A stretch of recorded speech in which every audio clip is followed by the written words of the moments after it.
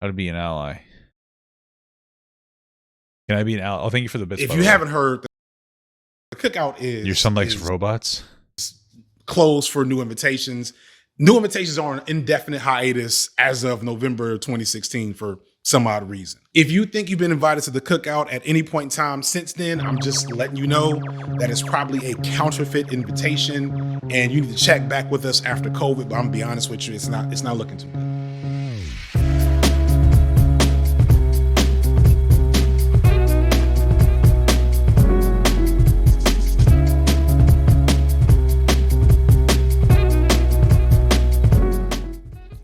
So, I talked to Robert Tolpe the other day, and we had a pretty good conversation.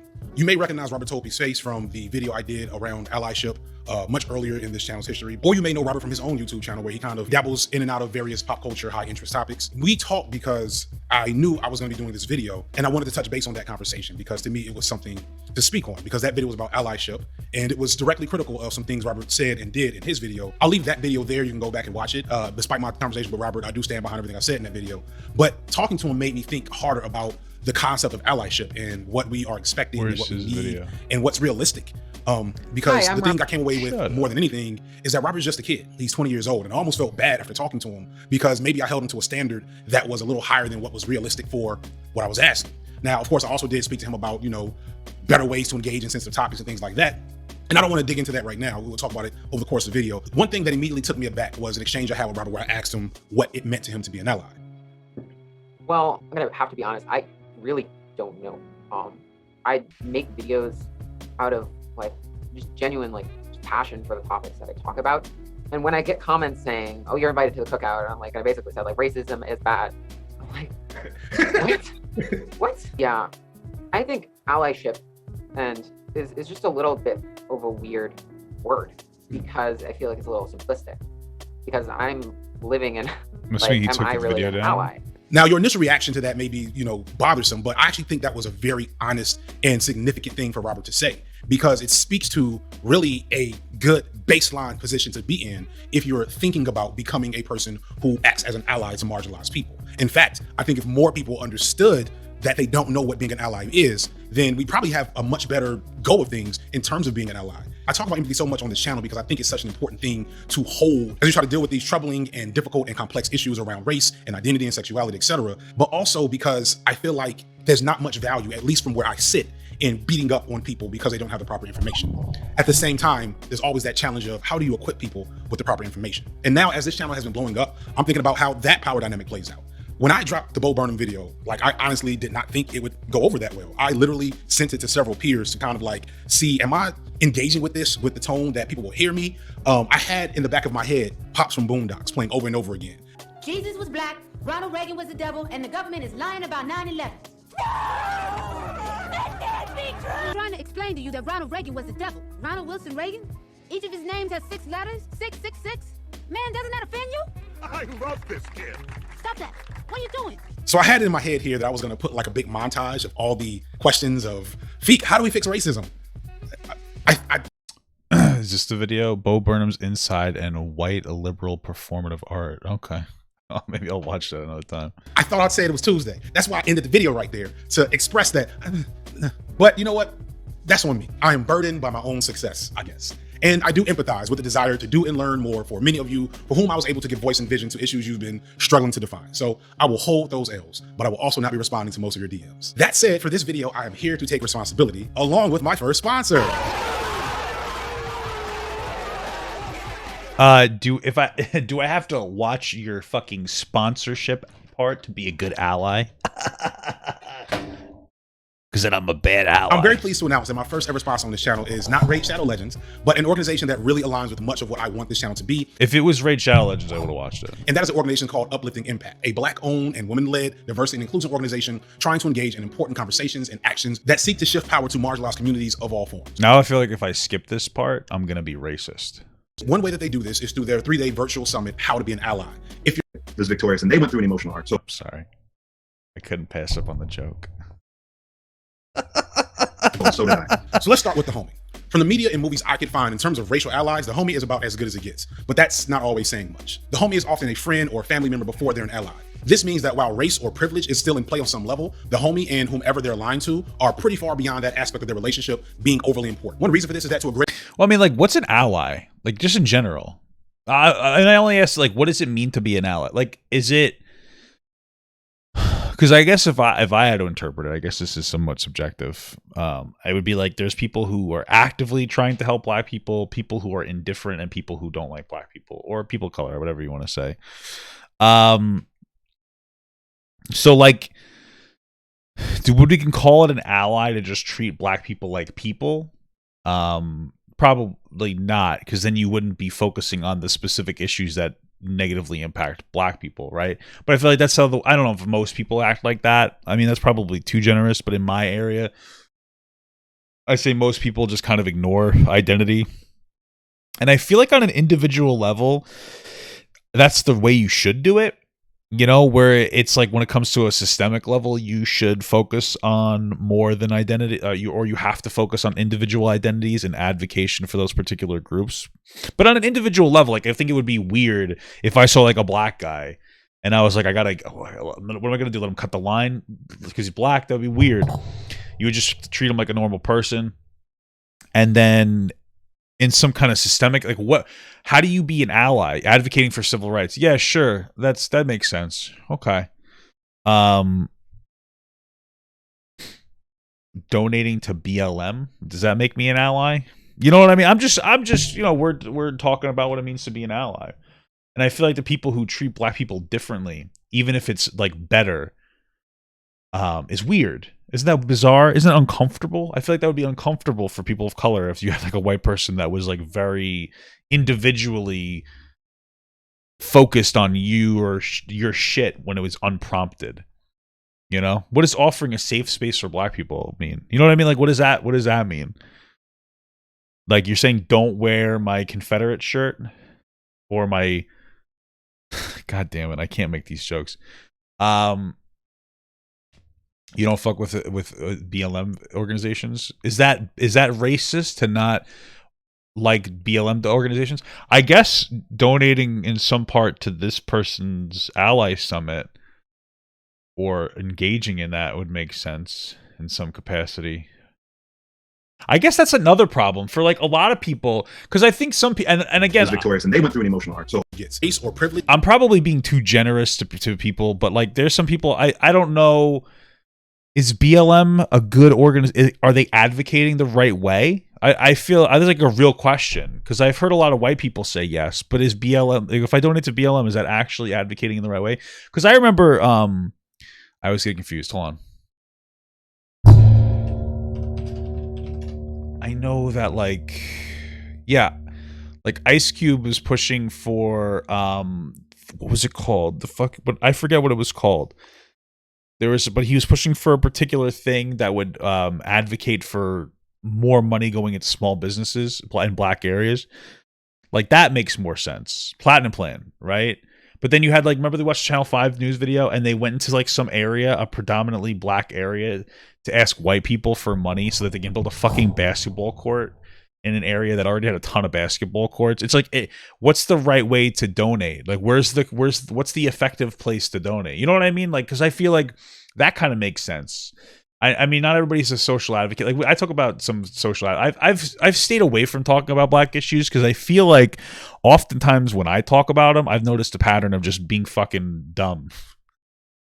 You know what I mean? Like, I think like I'm the kind of guy, I always talk about this, but I'm the kind of guy who has to touch a hot stove to realize it's fucking hot. And then I'll say something and I think that I'm doing the right thing. And then I just say some dumb shit and I'm like, fuck. So I've had a pattern of saying dumb shit. And I don't actually care that I say dumb things, but I care that I say dumb things without like a reasonable contestment of what I'm saying. So it's like, I stay away from talking about it because it's very hard.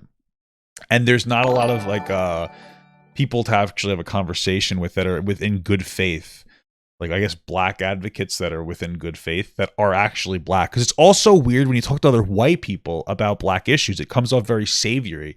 Like, I've come to the realization, like, you know, it's like, why would a bunch of white people come together and talk about how to solve the issues of the black community? It makes no sense. We could very easily come together and have a conversation about issues to how to solve poverty, which would have a positive impact on black people. But obviously, poor issues aren't the same as black issues, even if there's a lot of overlap. So it just seems like a lot of savory shit. Savory, like yummy, salty. No, but you get what I'm saying. It's just like, it kind of makes me want to stray away, if that makes sense. Thank you for the sub, by the way. I don't know. I'm going off on a tangent. Is still in play on some level. The homie and whomever they're aligned to are pretty far beyond that aspect of their relationship being overly important. One reason for this is that to a great extent, the homie doesn't really fully identify with their privileged identity or really inhabit that space among their marginalized group. Their alignment to that group supersedes their comfort in that privilege. And in many ways, their alignment to that group tends to make parts of that privilege more difficult to access. Or sometimes even their lessened access to their privilege is what makes them immerse themselves in a marginalized group more likely. The homie will habitually and reflexively use whatever privilege they do have access to shield their marginalized peers. And they do this not because they expect or are seeking recognition or reward, because their peer, whoever they're aligned to, is family to them and they genuinely want to support their wellness. They're not trying to get brownie points or likes or get invited to the cookout or anything like that. And actually, just as an FYI, if you haven't heard, the cookout is closed for new invitations. New invitations are on an indefinite hiatus as of November 2016 for some odd reason. I know some. I mean, that's okay, because my blood pressure is too high anyway, and I'm diabetic, so I couldn't go to the cookout if I wanted, because you guys have the foods you guys make are it's too much. It's gonna put me in a fucking coma. So, Some people are still talking about inviting other folks to the cookout. That has not been approved by admin, and I just want to make sure you understand. I don't care how many of my videos you watch, there will be no cookout invitations. If you think you've been invited to the cookout at any point in time since then, I'm just letting you know that it's probably a counterfeit invitation, and you need to check back with us after COVID, but I'm gonna be honest with you, it's not looking too good. That said, the homie has probably already been to the cookout. The homie has probably been going to the cookout since before we implemented these new rules, because the homie's like family. The homie is an insider. They are insular to these communities that they're attached to that just happen to be marginalized. So the question is, how does that work? How does an outsider, how do white people in particular become insular to black circles? This can happen in a lot of ways. I just want to be clear, it's also not just a race thing. This type of allyship is relevant to gender, sexuality, disability. When you have those close, intimate ties, that's what happens. So, you have Tommy from Power, but you also have Kenneth from Speechless. That said, this archetype of allyship in media most often comes from the down-ass white boy or white girl trope that really is deserving of its own video, because there's a lot to unpack with that. There have always been... What do I think of black-only spaces? I don't give a shit. It makes sense. I mean, I feel like black-only spaces are usually a reaction to not being treated well in, normal spaces. But those spaces are, we were talking about sundown towns before. That's like a space where everybody's invited officially, but unofficially white people only. You know what I'm saying? So I get it. It's like a comfort thing. Usually, I mean, white only spaces are usually because they don't like other races. Black only spaces are usually because they don't find comfort in like a white space. So I get it. It's fine. I mean, I understand it. Yeah.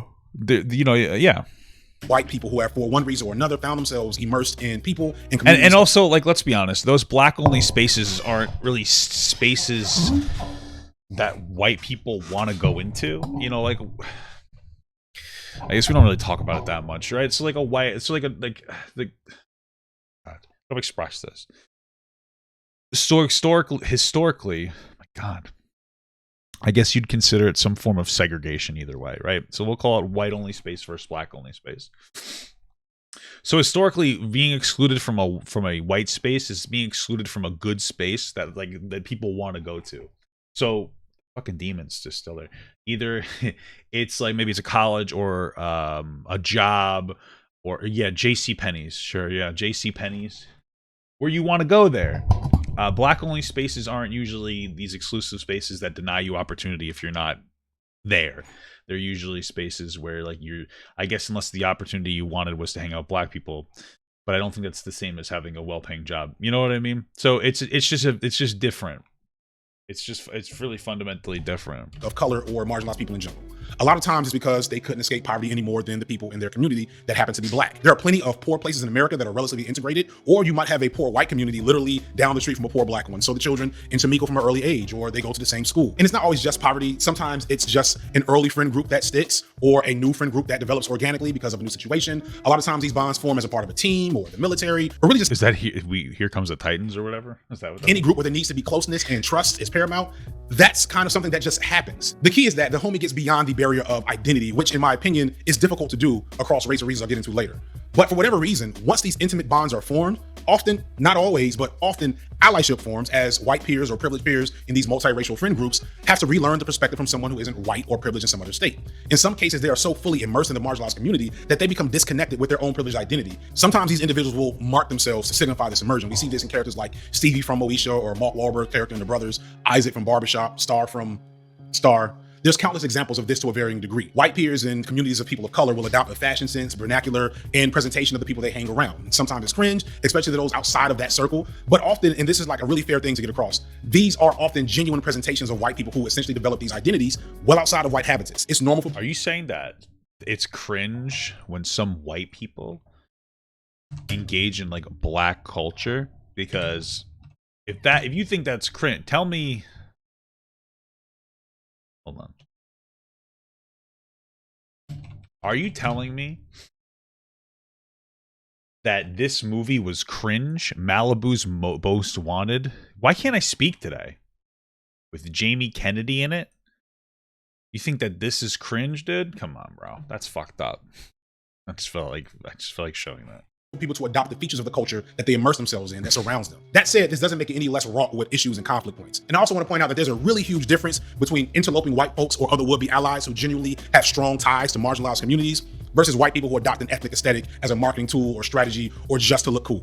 Are those the same person? Crazy. But again, that's another video. So one conflict that emerges from this archetype that represents a key underlying problem in all the archetypes is that their allyship can often be compromised by their internal conflicts with identity. Would it be okay if a white guy said black people engaging in white culture is cringe? No, I don't think that would be okay.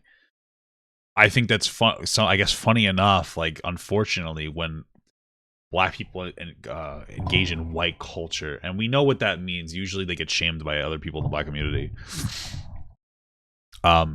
Not usually, sometimes like you're too white and that's used as a way to discredit some black people.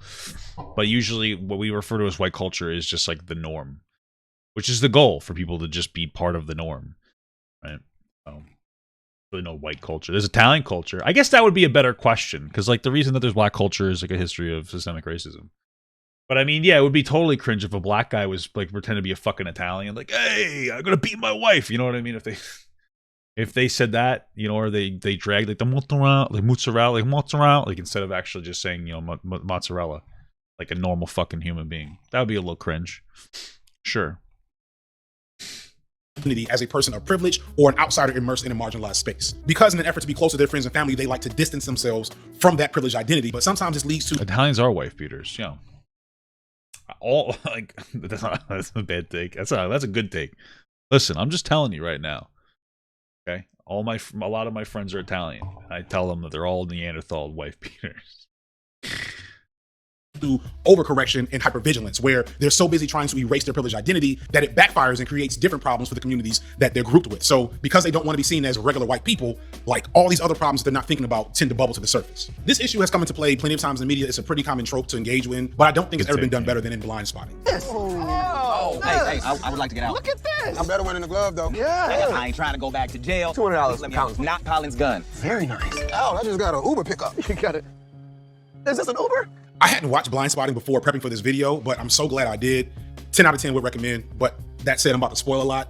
So, you know, just no, I'm gonna watch the movie. It's too good. But still go watch the movie. Real talk, I really can't spoil this movie. In Blind Spotting, Rafael Casal as Miles and David Diggs as Colin are local products of a swiftly gentrifying Oakland, California, or as I like to call it, Los Angeles, California. So the gentrifying in and of itself could be its own issue worth a whole movie, but it serves here as mostly a backdrop. Colin is fresh out of a short prison stint and almost done with his probation for an incident he got into with Miles, who unsurprisingly did not get any charges. While Colin is just trying to stay clean to clear out the last of his probation, Miles complicates this with his hot temper and reckless behavior over and over again throughout the movie. This is a comic dynamic that I'll let Dave Chappelle explain.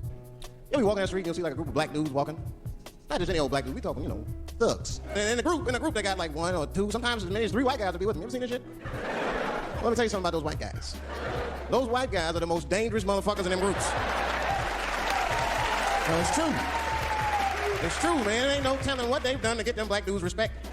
There's a ton of conflict in this situation to pour through, with Colin's coping with black masculine nihilism and the pressure of staying safe and other things that happen in this film. But I want to spend more time on Miles because Miles's arc illustrates so much about the homie ally archetype. Miles, as I mentioned, feels a part of his neighborhood and takes pride that he has been accepted despite his privileged status. He has also, as I mentioned, marked himself to ensure that there's no mistaking him with any other white people that they might run into. He's one of the good ones. This is key to his sense of self as an identity and who he is. As a coping mechanism, I imagine, because I've known a Miles or two in my life, he has been turning up the intensity of his personality since he was a kid. But that's actually where the allyship can falter. The movie clearly indicates to us that Miles and Colin are best friends and are close, and that Miles has been supportive of Colin throughout the movie and before the movie started, and Miles is not cool with the gentrification, and he really wants the neighborhood to maintain what it's been. But the thing that comes through in a lot of this is that so much of Miles's allyship is directly tied to his performance of self in this space, as opposed to the wellness of the people of color he's immersed within. So he constantly makes decisions that serve his own well-being and need for preservation, but simultaneously, those he's supposed to be allied with, he puts them in harm's way, puts them in the face of dangers that he doesn't have to worry that much about. He probably doesn't even see them sometimes. There's a great moment that illustrates this when he and Colin end up at a hipster party in their neighborhood, and he's mortified, genuine cosmic horror, by how easily he seems to fit in with the hipsters that are at the party. And then other black people at the party that actually aren't from the neighborhood either make the mistake for him culturally appropriating blackness and erasing the very real, very legitimate reality of how he sees himself. This dissonant crisis leads him to act out and make even more bad decisions that could have ended up putting Colin back in jail, or worse off, getting him killed. And that to me is the biggest flaw here. You know what's really interesting? I bring this up a lot now because ever since I learned about it, it fucking blew. Got here, Dean. It's I remember reading a study a while ago, and this was a study, and it's across all racial whatever. You get my point. But it was like people of the same race perceive other people or other unfamiliar people of the same race as, lack of a better term, more human than people of an unfamiliar race. So white people see other white people as more human, or unfamiliar is actually very important, because once you're familiar with it, this phenomenon goes away. But white people see other white people as more human than white people see other black people in an unfamiliar context. Same thing, black people see other black people as more human than black people see white people. And I feel like when we talk about like implicit bias and shit, and this is one of those representative ideas where like, oh, it doesn't matter how a white person looks, they're still going to be perceived as more human in a space where you're unfamiliar with them than a black person, even if they are, I don't know, what you want to say, looking the part, or they, I don't know, you get what I'm saying. I don't feel like being super policing of my language. But you understand what I'm saying. And it's so interesting because like people, when we talk about implicit bias, people refuse to believe it exists. But I feel like, I don't know why people take it so personally, like why white people get so personally offended about it. Because really by that logic, if we had a black dominated society, we'd see like similar issues. It's not a white exclusive issue. It's just the fact that our country is white predominant. And of course, we have a history of racism as well, which isn't good. But it's weird how like illogical people are. Like, no, that doesn't happen. We don't have implicit bias. Like, well, why? Why do you think that? Like, why do you think that? Why? Like, psychologically, it exists. It's not necessarily. There's a cultural aspect of racism, of course, as well. But then there's also like something that's very ingrained into us that we have to actively fight against. So. The intimacy breeds maybe complacency. The concept of being an ally is subsumed into that intimate bond. And in that familiarity, the actual struggle of the people close to you, you lose track of that. And the very real stakes that are in play for the people that are marginalized, that don't fully affect you, you don't see it. The homie ally is so immersed in the community, so in love with the fact that they've been accepted, that they lose track as to what really aligning yourself with this group might mean. And in doing that, you also lose track of how the outside dominant culture views you versus them in any given situation. And in those situations, it becomes so important for you to feel aligned with these people that you forget all the different ways that you can help a situation or help avoid a situation. One thing that has to be understood that's gonna come up over and over again in this video is that being an ally should never be about you.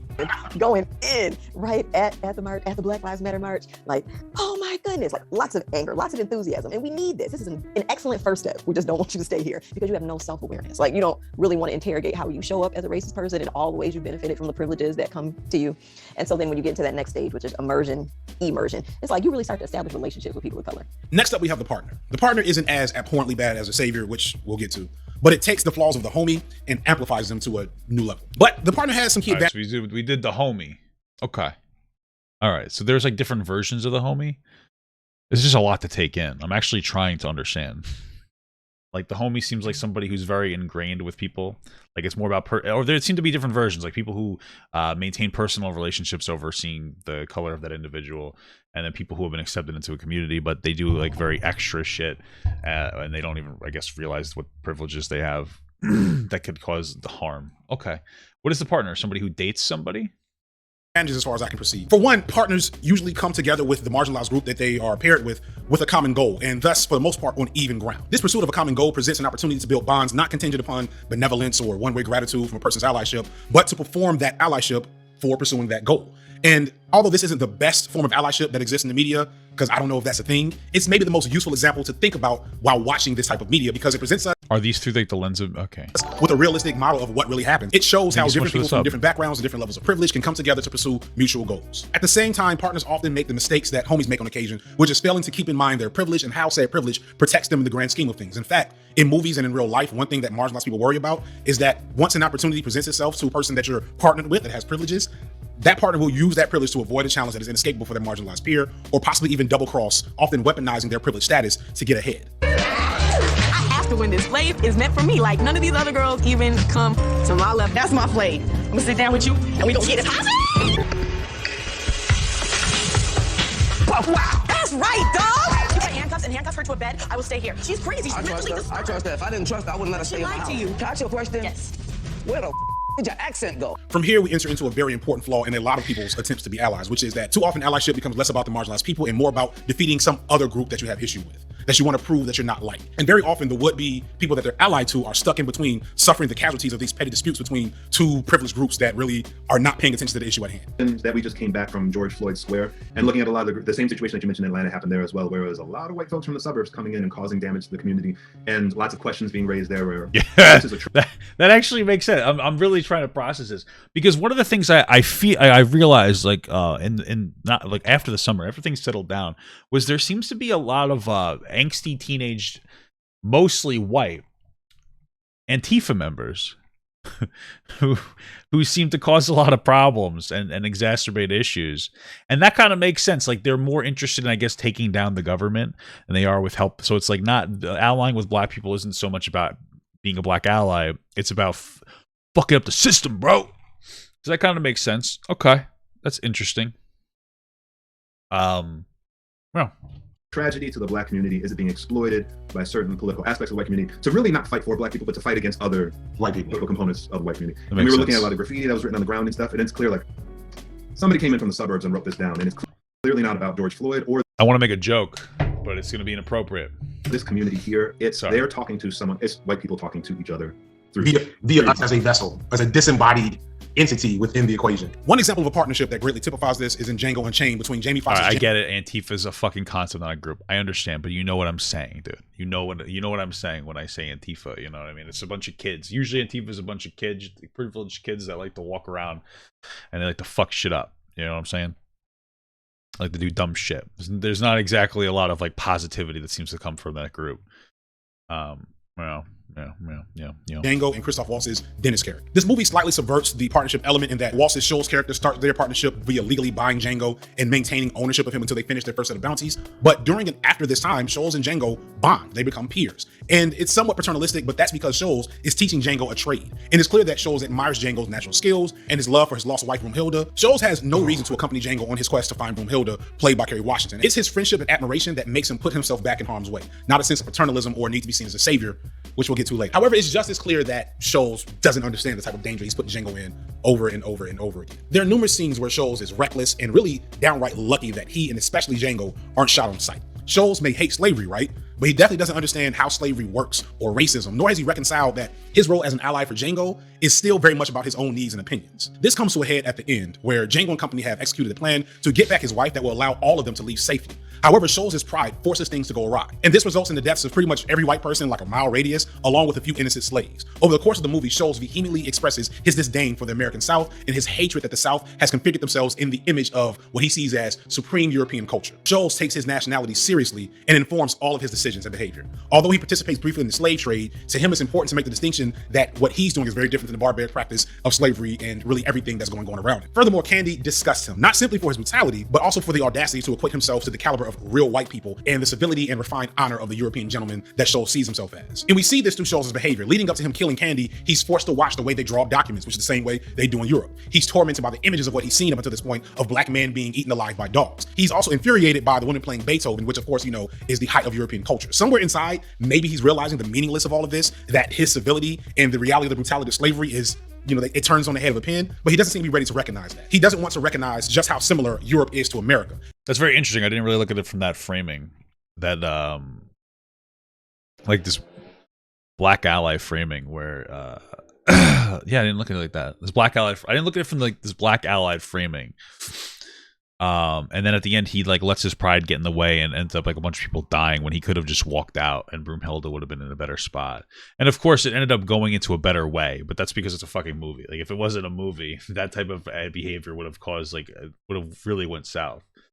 I looked at it more from like, you know, his perspective, the white guy's perspective, which I guess makes sense that I would identify more with a white character. Although I do also enjoy, what would you call them? Mentor characters. So it's not just the whiteness. It's the mentor aspect. And I'm also German. But also Jewish.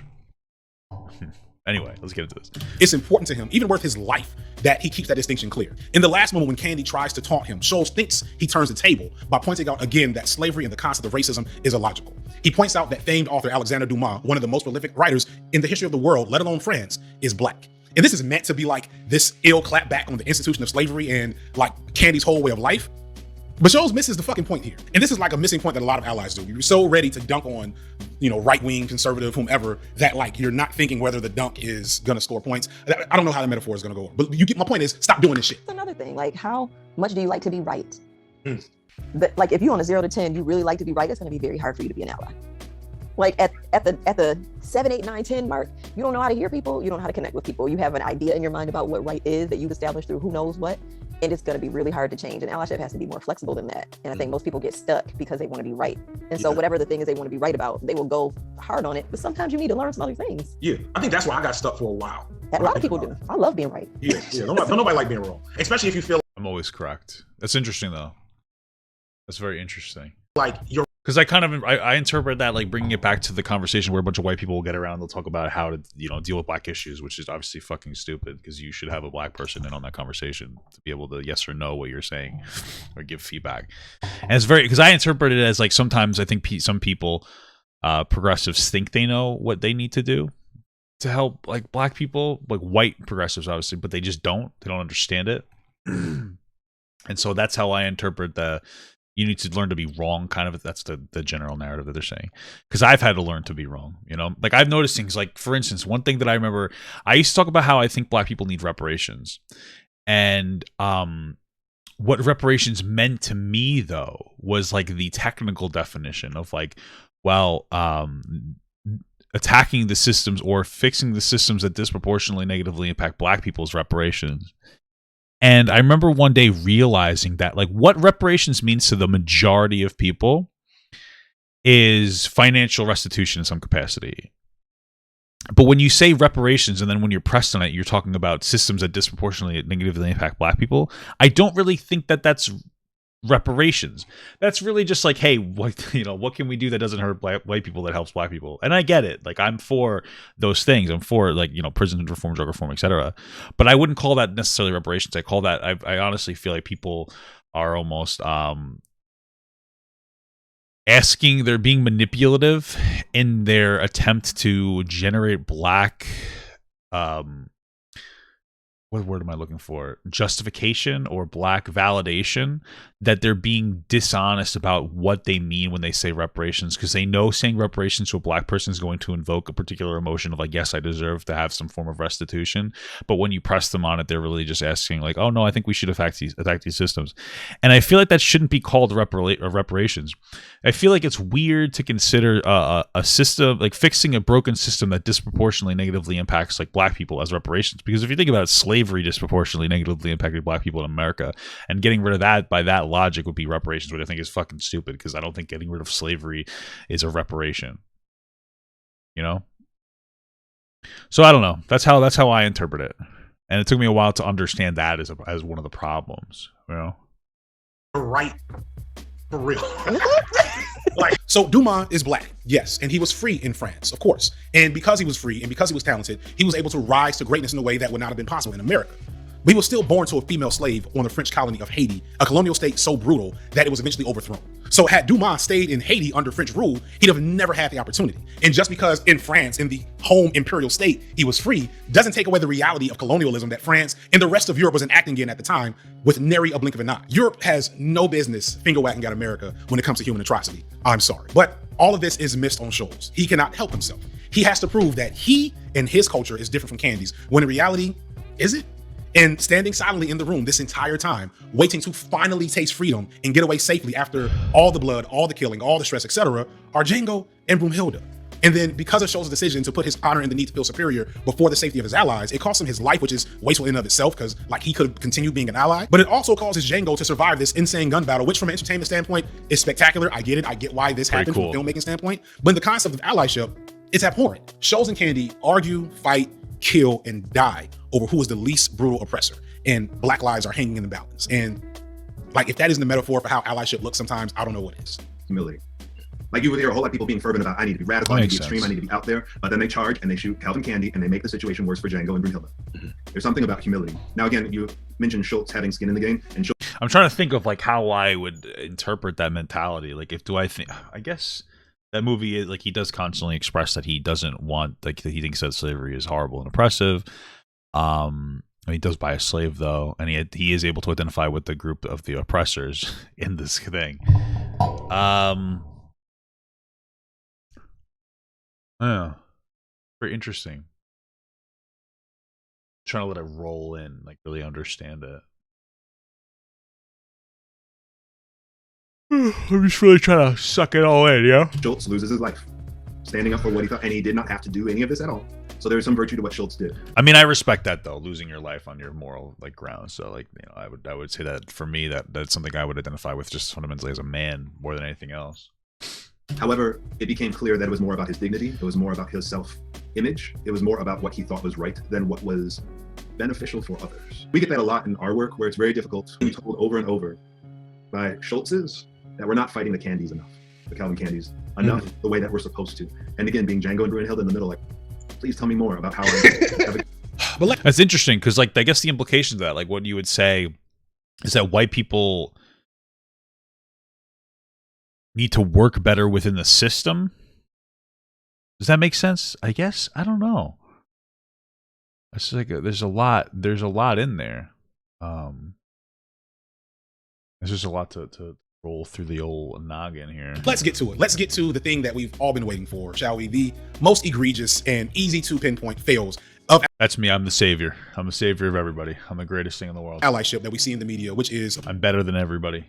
Of course, the savior, most often the white savior. I actually wonder if this talks about like the movie Freedom Writers or something. I'm so curious because I don't know, like lately I've been like, oh, Freedom Writers is a very white feel-good movie about like a white person that comes in and saves a bunch of black people.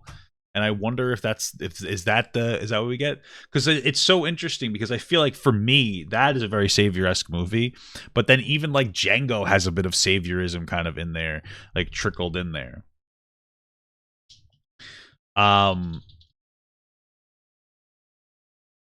so I don't know. I'm trying to, because obviously, you know, everything moves in different directions. So like the movies we consider now to be, you know, I guess white accepting or black accepting could still have like a bit of negative undertones that take a while to really understand.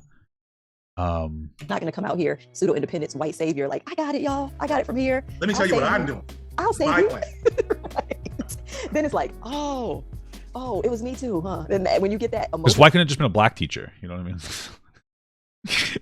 It could have just been a black fucking teacher, bro. It could have just been a black teacher. No connection to, like, oh, it was me too. A lot of guilt and shame comes up, but there's also a lot of self-interrogation and reckoning with who you are, how you contribute, how you want to divest, if you want to divest, all of those questions. What can I say about the savior that hasn't been said already? Because somehow this is a well-defined and understood trope that has been decried for 30 years now, ever since Driving Miss Daisy beat Do the Right Thing at the Oscars in 1989. Yet 30 years of complaining, in 2019, the same damn thing happened. Oscar goes to Green Book. I don't know what any of these are. What's the rumours? Rumor is You turned your back, and then when you were asked what you thought about Green Book winning, you apparently said, next question. No, I said, let me take another sip of champagne. That's what I said. I guess it's progress, you know, do the right thing to even get nominated. So I guess it might have to take another 20 years. Is there something about Green Book that offends you? This is what I'm trying to get to. Offend? Are you British? Yeah. Are you British? I am. Let me give you a British answer.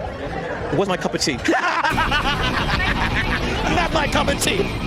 And when I say the same, like literally a shitty movie about driving and racism beat a good movie from channel favorite Spike Lee and the Black Klansman. And like, it just shows how like things have improved, right? But it's certain shit we just have not fucking learned. So what is a savior ally? At their core, and really more than any of these I'm not like other a movie guy, so I have no fucking idea what anybody's talking about right now. I'm just trying to pick up on context clues to get it. examples, the savior's allyship has little or nothing to do with the community of oppressed people which they are allied with. And that's paradoxical because in many of these cases, these types of allies do significant things for whomever they help, and they put themselves in significant peril in the name of allyship. And this paradox is why it's so hard to like get this horrible trope out of the hands of Hollywood. I think the major example of the major problem with all these films, whether it's The Blind Side, Green Book, Freedom Writers, Dangerous Minds, Amistad, is that they are more about the white allies than they are about the black people. Mm-hmm. And it's not written for them. That makes sense. It's written for white audiences to approximate this relationship to racism and racial inequality. And this is actually like ironically or paradoxically what makes this trope so powerful and so hard to get rid of, because it makes for good stories. What most people see when they see these characters or films is allies, usually white people, putting it all on the line, risking their livelihoods, their social status, and their interpersonal relationships and their reputation for the sake of marginalized people. In isolation, this sounds great, right? This sounds like exactly what is needed for marginalized communities. However, the main problem with saviors is that for the most part, their benevolent actions are almost never really about communities that they're trying to help. In reality, these relationships are almost always paternalistic and one-sided, and the pain and suffering of the marginalized group is used to give meaning to the savior's life as opposed to improving the person or party they're supposed to save. When you look at savior characters, one thing you often see is that they first start their journey into saviordom from a place of disillusionment with life or the world or whatever it is they're doing in the moment. They ever expected. That bum guy's our coach? You work for Smith & Stevens Securities? Yes. What deal did you blow? What? Well, I'm sure you're not coaching this team by choice. This is why the savior movie is so bad but so effective. They're entertaining movies because they provide viewers with excellently written scripts and character arcs that are engaging, and they always end in this cathartic moment of clarity. But this is I would see, it makes perfect sense with what he's saying. I'm not disagreeing with it. I wonder though, within context, if this was the only way to move it forward, right? So what he's saying is that these savior movies will usually have a white lead that will save a bunch of black people in some capacity, and it's more about the white lead than the black people. We also do have a white predominant society. And obviously, if you want to educate white people on racism, you're probably going to have a better time of doing it if you appeal to white people more than black people, if that makes sense. Like, if your ultimate goal is to get white people to give a shit about black people, and I'm not saying it's ideal. I'm saying it kind of makes sense to make a movie for white people about it. You know what I mean? Because then otherwise they probably just wouldn't care, which seemed to happen before when they were referencing movies that didn't do well that were better than movies that did do oh my god, just give me a second. They were referencing movies that didn't do well but should have done better, that were about actual black issues with black leads, versus movies that did really well but weren't as good, but they were movies about white leads helping black people, if that makes sense. Yeah, we live in a society. That's exactly what I was saying. A big part of the problem, because racial justice and equity is not something that will be solved by bombastic acts of selflessness or big moments worthy of a movie. The problem is that most savior movies, and thus the characters, only engage with the realities of the people they're saving just enough to create drama for the character and thus the audience. They never fully engage with the reality of how these problems come into play or why they keep happening. You know, it's interesting. I wonder how white and black, or how black people felt, or white people even felt making those movies. Like they had the Matthew Broderick one. Was that his name? Right? Am I saying that right? I don't know. But I wonder how black people felt in the past being supporting characters to their own struggles. You know what I mean? Like, I wonder if if people understood like that was fucked up, or if this is something that we look back at now and go like, oh, this was like kind of shitty. I just wonder, because I think that would make sense. Is like, is this, because I mean, I imagine people would look at this progress. If you have a movie where white people are saving the day for black people, it's better than the movies where white people are just fucking beating black people and throwing them in jail. That doesn't mean that we're where we need to go. It's just, I'm saying it makes sense for progress. I'm just very curious. The movies are about the savior going through an arc and learning, often through vicarious struggle of the people with the most at stake. And we're really lucky if we ever learn much of anything about those people to begin with. In The Blind Side, the Michael Oher character, he barely talks throughout the entire movie. We don't really learn much about him other than the fact that he's sad and traumatized. And probably the most— And big and strong. You forgot about that. Egregious example though was Green Book, where we spend more time with Italian tough guy Frank, a stock character we've seen in a million other movies, versus Don True. Fucking Italians are all fucking the same, dude. Shirley, a queer black musical genius with 2 PhDs, a litany of accolades. Like, when I found out this dude's real story, I could not believe that they didn't make the movie just about him. He literally takes a back seat to his own story. I mean, I guess it makes sense. It's more identifiable to be just a fucking dumb, violent white guy than it does to be an educated black guy for a white person. I probably identify more with like the fucking Italian guy, mostly because there's more Italian people in my area. So I'm like, you know, you can identify with it more. Man. Could go on here, but the key is that saviors focus so much on their own actualization that they don't see how the challenges they're fighting are systemic. Again, the whole thing about it's not about the bombastic emotion, but the systemic issue. Well, like I was saying, like, it's made for a white audience, and it has its virtues and that has one. And I understand the virtues of trying to teach this is what empathy looks like. Empathizing with someone that all of society teaches you not to empathize with, where the entire structure of the society is based around you not empathizing with these folks. So there's virtue to breaking that mold. However, the problem is that it centralizes the ally. And you can think about this beyond the black-white divide. We see the same thing in Dallas Buyers Club, where the champion of the LGBTQ plus community is a white cishet male. One example of this that I fucking hate the term cishet male. Just the het. That's all I hate. That's the only part I hate. I don't know why it bothers me. Like, the cis is fine, the male's fine, the white's fine, but it's that het that just bothers. It sounds like a fucking slur. I know I'm just ranting at this point. I get hetero would make it me sound. I don't know why it bothers me. Maybe I'm just forcefully offended or outraged. It feels stanky, you know what I mean? Like het. I don't know. I'm probably just fucking rambling. Probably don't think about is Denzel Washington's character Miller in Philadelphia. And that's because, you know, we're taking away the usual situation where there's an obviously privileged person and an obviously unprivileged person, because we have two different intersections of being black and being gay. But like, yeah, it kind of fits. Denzel Washington's character Miller is virulently homophobic through the whole movie, along with pretty much everyone else in this film. He barely addresses his own homophobia, or that homophobia is the core cause to Tom Hanks's Beckett character being unfairly fired in the first place. But he does at least win this one case. Could you please stand up? So we take this. Hey, way to go.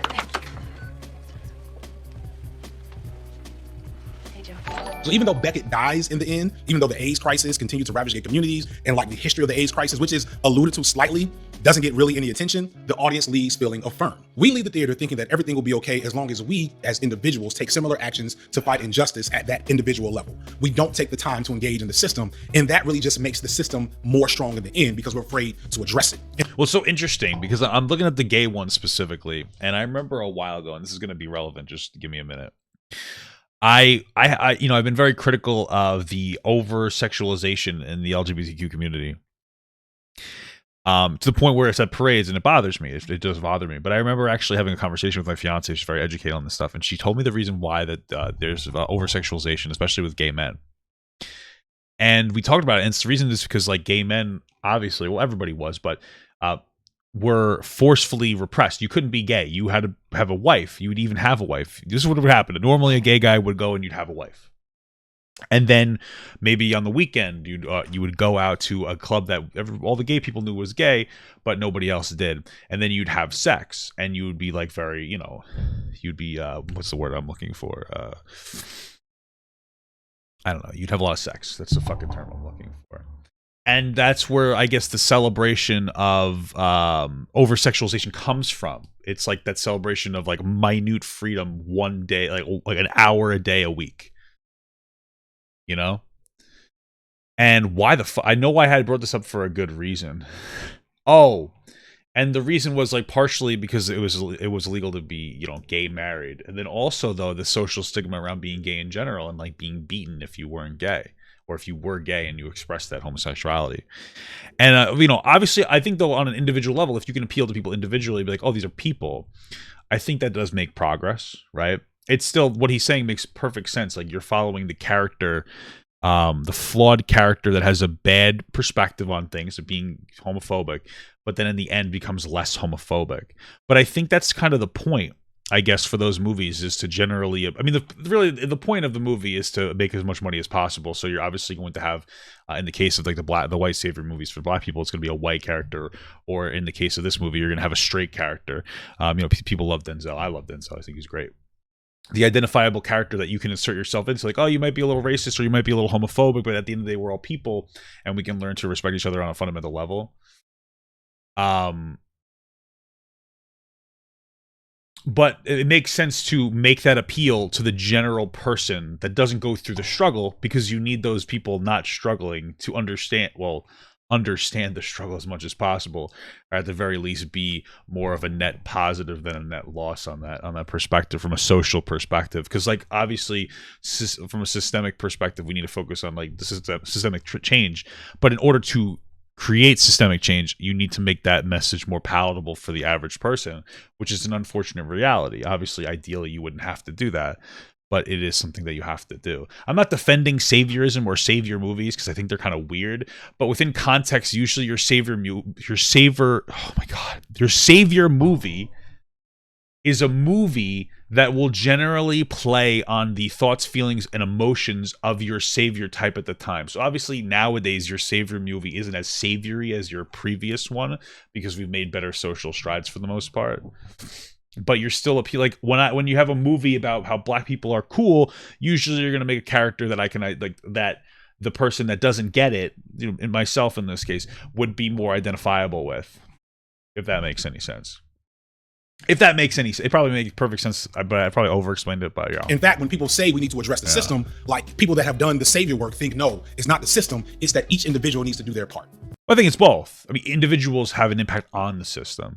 And that's, again, not how this works. Even in the cases where we do have saviors that give their lives for a cause, it's still in the name of their glory or their legacy or them wanting to... Like, if everybody has to be... The message has to be more powerful. I mean, you understand what I'm saying. Be on the right side of history. And because it sounds good, like, saviors will come and they'll march with the signs. They will put on the black square on their Instagram. They will leap in the fire even. Sometimes even starting fires in communities that they don't live in on behalf of people that don't want them there. But allyship is more than that. It's more than the catharsis you get when you do the right thing. Problems of inequality are almost always systemic, and they won't be solved by dramatic action. There's no instant fix. And that's what saviors are mostly looking to do, to step in and save the day. And often when they're faced with the reality that the day just resets under the systems of oppression that they keep ignoring, like some type of infinite time loop, they disengage and they get discouraged. That makes sense. That makes perfect sense. That part 100% makes sense.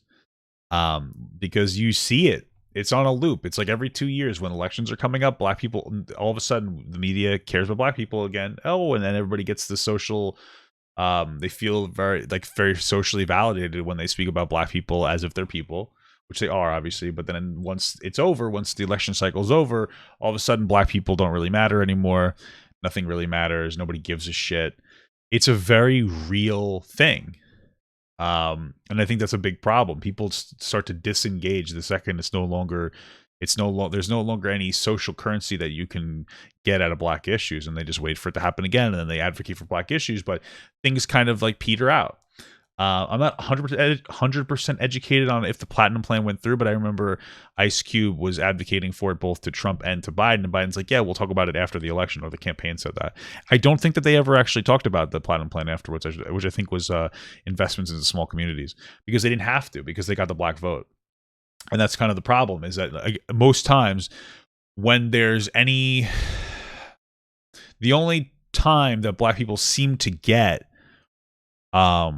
any progress is when it has a positive impact on usually the government, right? So I've talked about before, Civil Rights Act, we only really passed that because what was happening in we were in Vietnam. We're like, hey, we are spreading democracy, but we didn't even have freedom at home. So we're like, we look a little silly. So they did that.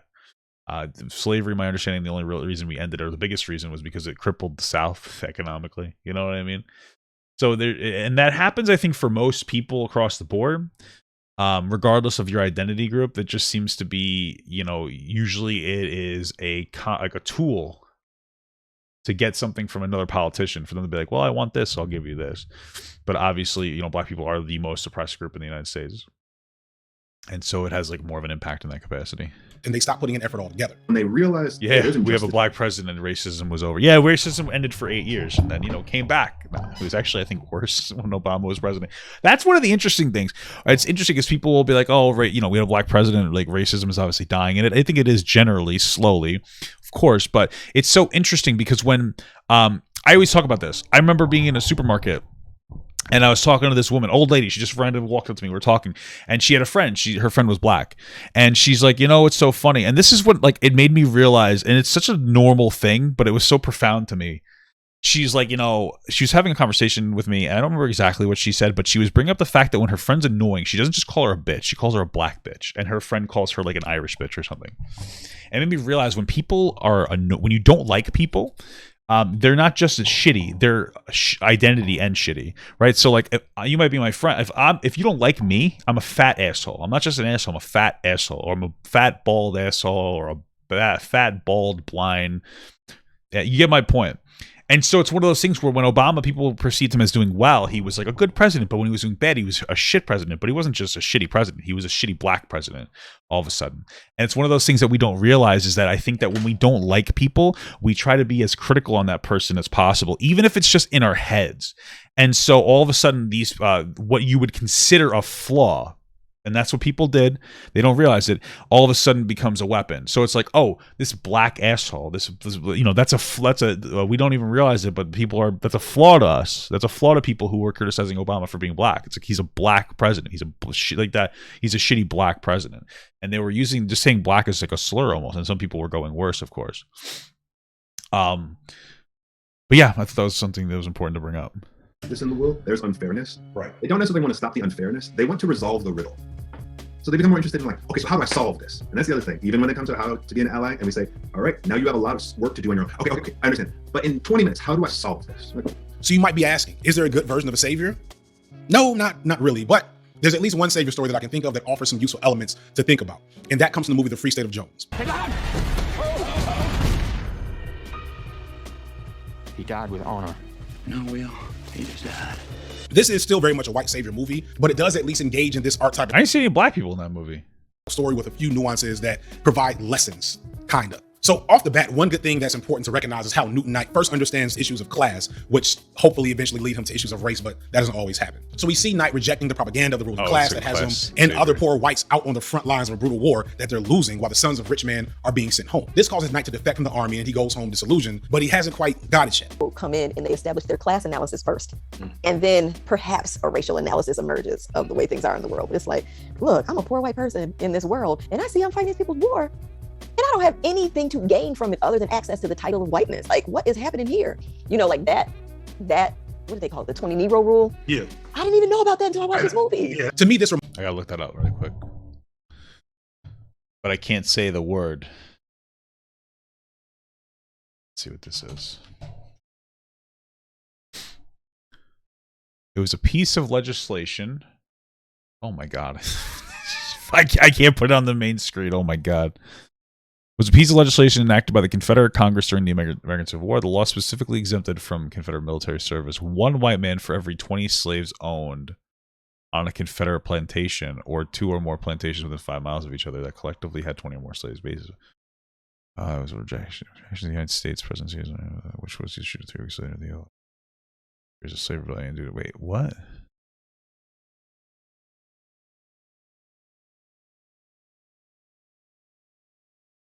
That's interesting. So one white person was able to be exempt per 20 people. Okay. I'm not quite understanding exactly what this means. I guess I get it. Okay. Reminds me of the existential dread space where the way you see the world has been broken and shattered. And now it's a good opportunity to put it back together, but in a way that is more useful to the world around you. Knight gains a racial consciousness after a female slave saves his son, and he begins to live among escaped slaves in the swamp. Over time, it becomes clear to him and the slaves that a fight is inevitable. So after collecting some people together, he eventually begins a series of military campaigns that would make Che Guevara proud. They seize land and resources from the bourgeoisie, but in the meantime, he can't fully address the issues of race in his community. He's faced with the limitations of reality that he exists in. Even if he wanted to solve racism completely, which doesn't seem to fully be his goal because I don't think he fully gets it like that. He at least knows he doesn't have that power, but him learning that lesson is maybe an important thing for other would-be allies to hear. Instead of just giving up because he can't be the grand conqueror of Mississippi or the leader that he was definitely capable of being according to the movie, he sets himself to simply be a man of action. And he does what he can, where he can, for as long as he can. He puts himself in danger, but only to get important things done. He swallows his pride on a few occasions for the sake of his allies. He loses people along the way, and he uses his privilege to penetrate oppressive barriers in lives. And he also lives in a throuple with his wife and his black girlfriend, so you know, like, he gives her land at the end. Okay, it's not perfect, y'all. That's my point, though. That's my point, is perfection in allyship. Wait, he has two girlfriends and one's black? Wow. Hey, if there's anything I've learned today out of this video, it's that my way to be an ally is to have an additional black girlfriend on top of my current girlfriend. So let me text my fiance right now, and I'm going to say, I'm going to let her know. Hi, baby. This guy on YouTube, let me put it in comment, in a very informative video, said, in order to be woke, I need to have a black girlfriend on top of being married to you. Hopefully you can put your white privilege aside. How do you spell privilege?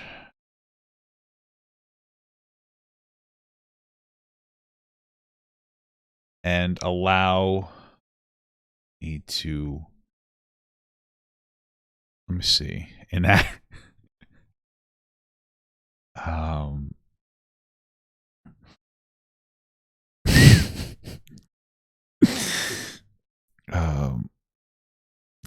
it, give me a second, I'm just fucking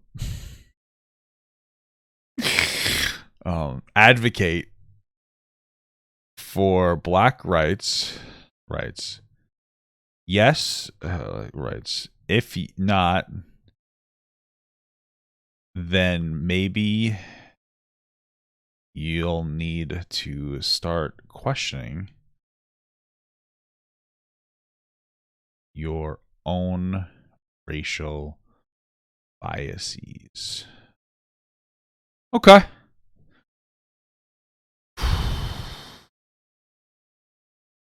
I'm going to send it. But I feel like I'm going to be in a lot of trouble. But it's worth it for Black Lives. I'm very scared. Allyship is your goal.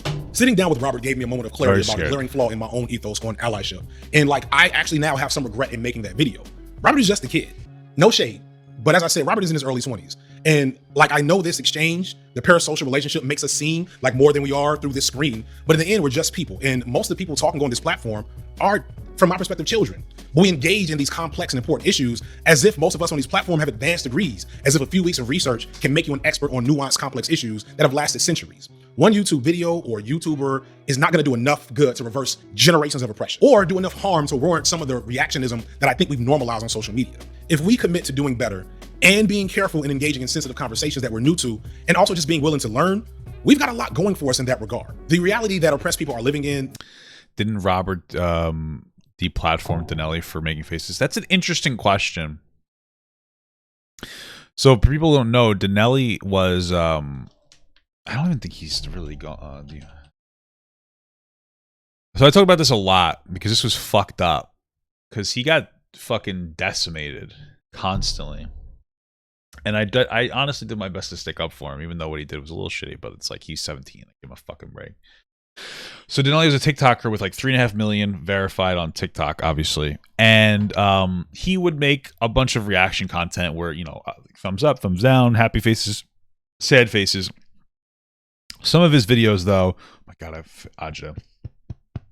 He would some of his videos, he would do things with like LGBTQ people. So it might have been somebody that was in cross-dressing. They might have been going like actually cross-dressing, not necessarily trans, where he would be like happy first, and then when they transitioned, he would like put like this face on basically. And it was considered transphobic. And I understand why, like it was making fun of LGBTQ people. But he said he was going to stop, and then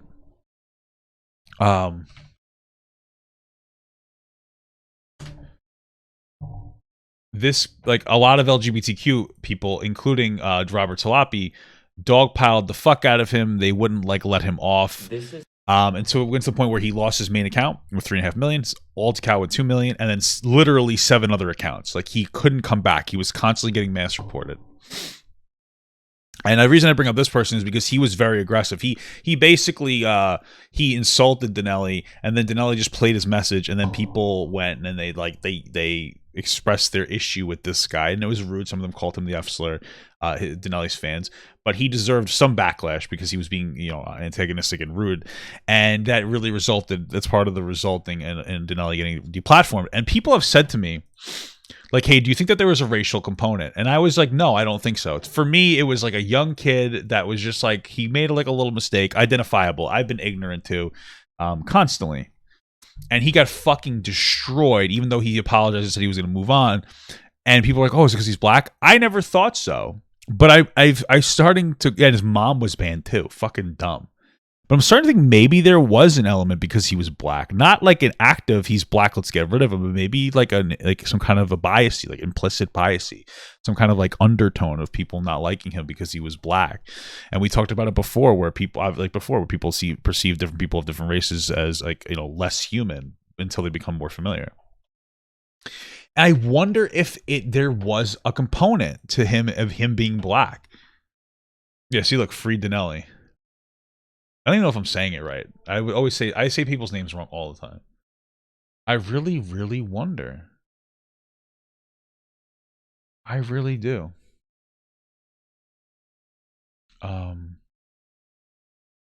He's on Instagram still. I don't know if he does anything else though. He has a TikTok again. Looks like. He doesn't really do the same content anymore. I totally understand that. When I was banned on TikTok, I stopped giving a fuck about it too. But I don't know, man. He has a YouTube channel. There's no videos, but he has 50,000 followers. Okay. I don't know, man. I don't know.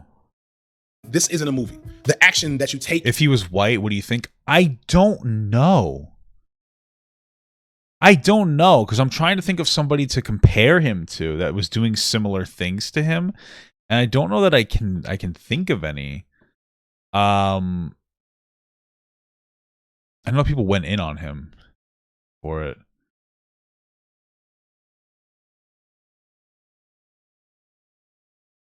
You don't think it would have been any different? I don't know. I don't know. Because, like, who can I compare him to? Because, like, really, it was just him making faces. I don't know, man. Help isn't a secret antidote. It's not going to be that big bombastic moment. And if you're going to truly contribute to fixing these issues, it will take a variety of things over a sustained period of time. And most importantly, it will need to be action that isn't about your existential dread, but a genuine desire to help. And that brings me back to today's sponsor. This event that they're offering is not going to fix racism. It is not going to fix you. But what they're offering is actual expertise and support on starting that journey. The goal of the event is to provide a positive and healthy framework to learn about diversity, equity, and inclusion. It's a safe space where people can expand their knowledge through learning, but it's also not a passive event, so you're not just going to sit there and hear people say the things and get poured into. It's led by Deanna Singh, an expert in the field, along with Justin Ponder, who was featured in this video. So please, if you're interested, sign up through the link in the description. Again, I do not receive any kickback for you signing up through my video. I'm only looking to provide something that I think many of you will appreciate and to further the type of movement that I want to be a part of. That said, it would definitely help the channel if you signed up through this video, because what it does is that it shows that these types of videos and this type of work and this type of content has value greater than selling Raid the Shadow Legends. Also, you get a nice swag bag, I was told. So, you know, there's that. So that's it for me today. I hope this was productive. I hope this brought something to you. I hope you learned. And yeah, don't forget to ring the bell. Like, if you don't ring the bell, and I'll talk about this in my next video, you will not be faced with my new content. I'm still trying to do things every 2 weeks. However, there's a strong chance that my next video will be pushed back around a month because it may be a bit of a bigger undertaking than I'm used to doing. So that's it, y'all. Like, share, and subscribe. Whatever else I'm supposed to say here. Peace. Okay. What are you asking? How? What? What is that interesting? That was an interesting video. Okay. Very good. I mean, I don't have a lot to say. I just obviously have like a lot to run through. My wife said, because I told her, my fiance rather, I told her that we were racist if she didn't allow us to have a third person that was black, and she said, I guess we're racist then. So I guess, sorry guys.